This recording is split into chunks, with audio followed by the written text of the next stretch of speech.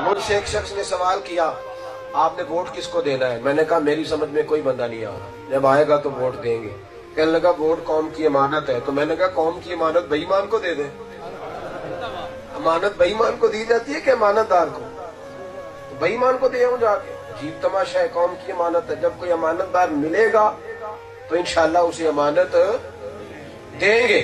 याद रखो, अगर एक दिन भी शराबी से दोस्ती रही, अगर कुछ देर के लिए भी शराबी से राजी रहे, तो फिर इमाम हुसैन नाराज है।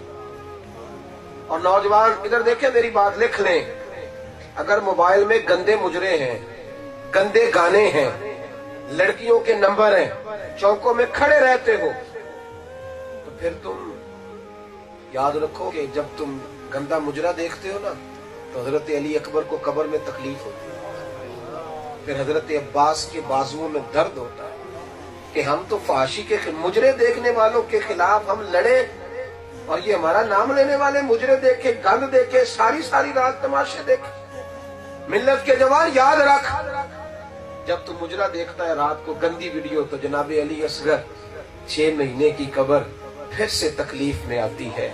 वो कहते हैं बदलते दीन को हमने संभाला था और ये कौम किधर चली गई। जब तू शराबियों के पास बैठता है और उनके साथ तस्वीरें खिंचवाता है, तो याद रखना सुबह कयामत इमाम हुसैन का हाथ और तेरा गिरबान होगा। इसको इमाम हुसैन को तेरी देख की कोई जरूरत नहीं, तेरे लंगर की कोई आदत नहीं, वो तो जन्नत के मालिक व मुख्तार है। अपने आप को सवारे, रसूमात से बाहर आए। और अहले बैत का सबसे बड़ा किरदार ये है कि सैयदा फातिमा का नंगा सर कभी सूरज ने भी नहीं देखा। और अगर तेरी बेटी, तेरी बीवी, तेरी बहन, तेरी माँ पर्दा नहीं करती, तो बता सैयदा फातिमा के सामने वो कैसे जाएंगी? कैसे जाएंगी? इस्लाम की बेटियां मुकद्दस होती हैं, पाक होती हैं, और पाक चीजें गुलाफ में होती हैं। कुरान पाक है तो गुलाफ के अंदर है, काबा पाक है तो गुलाफ के अंदर है। यहूदी, ईसाई, सिख, बुद्ध मत की बेटी गुलाफ में नहीं होती। नबी पाक का कलमा पढ़ने वाली बीबी पाक है तो उसे गुलाफ में रखा गया है, वो गुलाफ में है। मुकद्दस औरतें गुलाफ में होती, उनको पर्दा कराओ, यह अहले बैत का तरीका है। अपने आप को संवारो।